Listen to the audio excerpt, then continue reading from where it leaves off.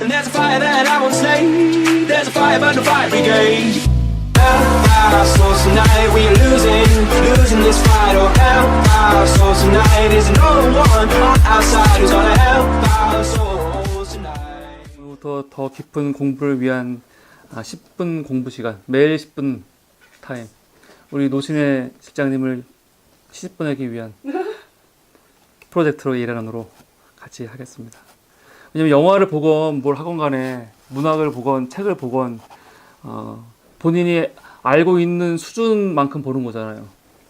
본인이 알고 있는 거에 따라서 더 예술 작품을 즐기더라도 더 깊게 즐길 수 있고 더 만끽할 수 있는데, 그러기 우리의 삶을 더 풍족하게 하기 위해서 우리가 상식적으로 세계사라든가 한국사라든가 여러 가지들을 오늘부터 하루하루 짧게 10분 내외로 좀 공부하려고 합니다. 오늘은 세계사 상식 시리즈로 앞으로 당분간은 그 세계사 공부를 좀 하도록 하겠습니다. 우선 처음 인류, 오늘 제목은 선사, 역사 이전의 시대에 대해서 좀 공부하려고 합니다. 현재 과학자들에 따르면 우주가 탄생한 것이 160억 년쯤 됐죠. 160억 년. 다 다릅니다. 어디에서는 137억 년, 또 어디에서는 150억 년, 뭐 1, 2억 년이 너무 장난같이 말해지는 것 같은데, 거의 60억 년 전에 우주가 만들어졌다는 거죠. 우주가 빅뱅에 의해서 그냥 대폭발설인데, 원래 우주가 굉장히 작은 점에 불과했는데 매우 높은 온도와 밀도에서 대폭발이 일어나면서 지금의 크기로 우주가 확장이 됐다는 거예요. 확장이. 근데 확장으로 끝난 게 아니고 지금도 계속 확장되고 있죠. 이게 지금 빅뱅 이론입니다. 그때 시간과 공간이 만들어졌다는 거. 그리고 약 45억 년 전, 50억 년 전에 지구가 만들어진 거죠. 우선 태양이 만들어지고, 원시 태양이 만들어지고 나서 나머지 물질들이 서로 막 부딪힐 거 아니에요. 그러면서 원시 행성이 만들어져요. 원시 행성이. 근데 그 원시 행성에 많은 행성들이 부딪히고 하다 보니까 지표면이 막 뜨겁잖아요. 엄청 뜨거워. 열 에너지로 바뀌면서 뜨거워지거든요.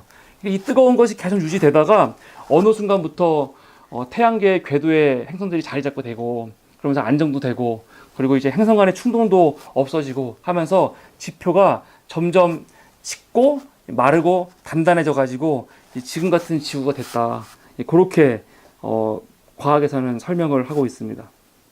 그게 한 50억 년 되는 거죠. 그러다가 이제 생명이 출현하게 됩니다. 생명이. 지구의 지각, 그 지각 구조에 따라서 5기로 나눠요. 5기로. 시생대, 원생대, 고생대, 중생대, 신생대로 나누고, 그러면 지금은 신생대인데 신생대는 또 3기와 4기가 있고, 그러면 3기와 4기가 또 나뉩니다. 근데 이 중에서 생명이 처음 시작된 게 고생대라고 보는 거예요. 고생대. 지금으로부터 6억에서 2억 년 전. 그때 생명이 출현했다는 거죠. 그 생명은 원시 바다에서 출현했다고 합니다. 원시 바다에서 에너지가 있고, 그리고 어떤 작용에 의해서 이제 우연히 나오는 거죠. 이례적으로 어떤 에너지와 우연에 의해서 생명이 나왔고, 그 생명은 단세포였겠죠. 그 단세포에서 점점 복잡한 생물로 발전하면서 그게 육지로 나오고, 결국 지금 우리 인류가 되었다는 게 이제 진화론에서 얘기하는 그거죠. 근데 과학이라는 거는 어제 말했지만 원래 뭐냐면 자연의 법칙을 찾아내고 그 이를 해석해서 일정한 지식의 체계를 만드는 활동이 과학이에요. 과학은 어떤 기원을 사실은 밝히는 학문이 아닙니다. 그건 과학의 영역이 아니거든요. 과학은 항상 이 원리나 법칙, 반복되는 원리나 법칙을 보고, 그걸 보고 반복되는 현상을 보고 여기서 원리와 법칙을 발견하고, 그리고 일정한 지식의 체계를 만드는 게 과학이지, 이례적으로 끝나는 걸 가지고 뭔가의 기원은 이례적으로 끝나는 거잖아요. 생명이 우연히 만들어지는 거는 이례적으로 끝난 거 아니에요. 지금도 어딘가에서 갑자기 생명이 나타나지 않잖아요. 지금은. 안 그래요?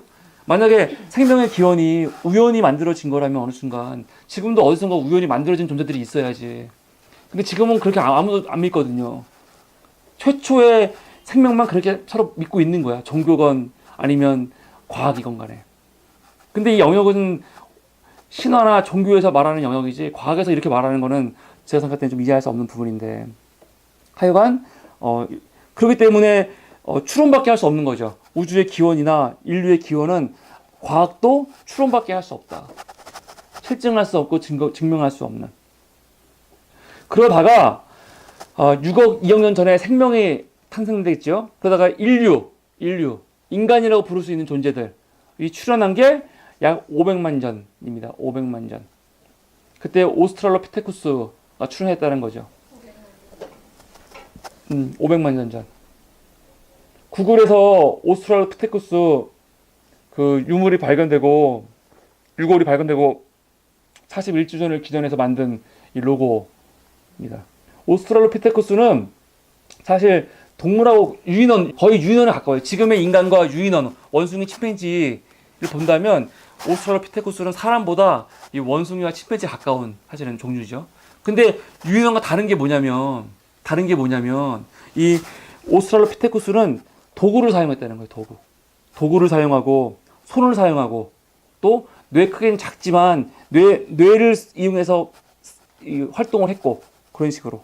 그런데 몸은 구부러져 있고 이런 면에서 유인원과 가까웠지만 손을 사용했고 그리고 도구를 사용해서 사냥을 했다.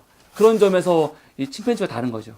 그러다가 1974년 11월 30일에 아주 중요한 발견이 있었습니다. 미국의 고인류학자인 도널드 요한슨이라는 사람이 에티오피아에서 에티오피아 하다르 인근의 아와시 강이라는 곳에서 수백 개의 화석을 발견을 해요. 당시 이걸 발견할 때 비틀즈의 노래가 나왔거든요.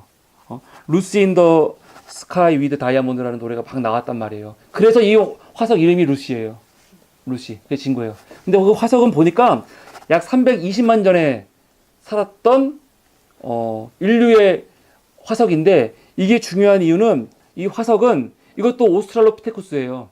근데 뒤에 이름이 붙지요. 아파렌시스라고 붙어요. 오스트랄로피테쿠스 아파렌시스. 일명 루시라고 불리는 이 화석은 딱 보니까 지금까지 발견되지 않았던 예를 들어서 어깨가 작아요. 오스트랄로피테쿠스 어깨가 컸어. 어깨가 크니까 팔이 항상 내려가 있잖아요. 밑으로. 유인원같이. 그러니까 이 뜻은 사람이 두 발로 걷는 게 아니고 두 발과 두 손으로 같이 걷는다는 거예요. 팔이 크니까. 근데 이 루시는 팔이 작아요. 좁아요. 좁다는 거는 이 루시 때부터는 사람이 직립으로 걸었다는 거예요. 직립으로. 팔을 쓰지 않고 두 발로 걸었다는 거예요. 두 발로. 이게 이 화석을 통해서 어느 정도 증명이 됐다고 얘기를 해요. 또 엉덩이 관절과 무릎 관절이 되게 크고 그러니까 설 수 있도록 됐다는 거죠. 두 팔로 체중을 지탱하지 않고 두 다리로 설 수 있는 직립보행. 왜냐하면 이전까지 학자들의 논쟁이 뭐였냐면 인간이 뇌가 먼저 발달했을까 아니면 먼저 직립보행을 먼저 했을까. 이거 갖고 논쟁을 많이 했거든요. 사람은 뇌가 발달하고 직립보행했다. 아니다. 먼저 두 발로 쓰고 뇌가 발달했다. 근데 이 루시의 발견으로 사람은 직립보행을 먼저 했다 한 거예요. 왜냐면 루시도 뇌가 작거든요. 루시도. 그러니까 이 인류는 직립을 먼저 하고 그 다음에 이제 뇌가 발달했다는 게 이 루시를 통해서 알게 된 거죠. 그러다가 약 180만 년 전 되면서 이때부터는 오스트랄로피테쿠스가 아니고 호모가 붙는 인류가 발견되기 시작하죠. 호모는 인간이에요. 인간이 가리키는 거예요. 인간. 그러니까 지금의 인류와 비슷한 인류가 출현하기 시작한 거죠. 첫 발견한 게 호모 에렉투스. 그죠? 에렉투스라는 말 자체가 직립이에요. 두 발로 섰다. 그 뜻이거든요. 물론 그 앞에도 이 모습이 나타났지만 그래서 정확하게 지금 인류와 같이 나온 거는 호모 에렉투스. 그죠? 이 호모 에렉투스가 다른 점, 지금까지와 불을 사용하는 거, 불을 사용하게 됐다는 거.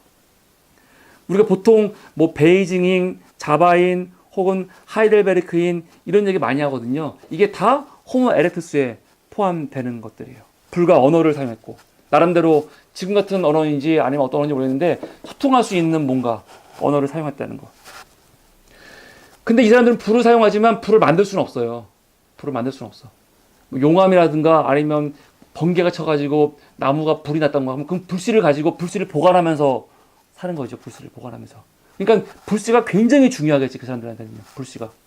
그래서 이런 불씨를 다루고 있는 영화 같은 것도 꽤 종종 있어요. 그리고 이 사람들은 도끼를 사용했어요. 주먹도끼. 그러니까 도구를 사용한 거잖아요. 주먹도끼. 주먹도끼는 뭐냐면 돌을 그냥 깨트려요. 깨트리면은 돌이 깔끔하게 깨지는 게 아니고 뭔가 잘못하게 깨질 거 아니에요. 그래서 한쪽은 막 빼죽하기도 하고 그대로 쓰는 거예요. 그냥 이렇게. 대신 손으로 잡을 수 있게 좀 편하게. 그러니까 있는 걸 그냥 쓰는 게 아니고 나름대로 지혜를 써서 이걸 깨트려 가지고 썼다 해서 하는 거죠. 이게 이제 주먹도끼라고 보통 사용하죠. 경기도 연천에 가면은 전곡 선사박물관이 있어요. 이렇게 되게 잘 해놨어요. 선사박물관. 여기 가면은 이렇게 선사 시대 모습들, 유물들 만들어 놨거든요. 여기 가면 이제 그런 것들을 볼 수 있는데 나중에 우리 ING에서 한번 가면 또 재밌을 것 같긴 해요. 그렇게 먼 곳이 아니니까. 그러다가 지금 인류가 조금 더 가까운 인류가 뭐냐면 호모 사피엔스예요. 호모 사피엔스. 현재 인류의 조상이라고 할 수 있는 거예요. 크로마뇽인 혹은 뭐 그라발디인 또 중국에서 발견된 상동인 이게 다 호모 사피엔스에 포함이 되죠. 이 사람들은 사냥도 하고 물고기도 잡고 식물을 채집해요. 수렵 생활을 하는 거죠. 수렵 생활을. 직접 무기를 만들어 가지고 그걸로 화살이나 창을 만들어 가지고 동물을 잡고 그렇게 하는 거예요. 그래서 이 호모 사피엔스들이 아시아와 아프리카, 유럽, 아메리카 등지로 막 퍼지는 거죠. 퍼지고 이 호모 사피엔스들이 퍼진 지역에 따라서 황인종, 흑인종, 그리고 백인종이 나뉘게 되는 거예요. 이 호모 사피엔스부터는요 혼자서 사냥하는 게 아니고 사람들이 협동해서 사냥을 하는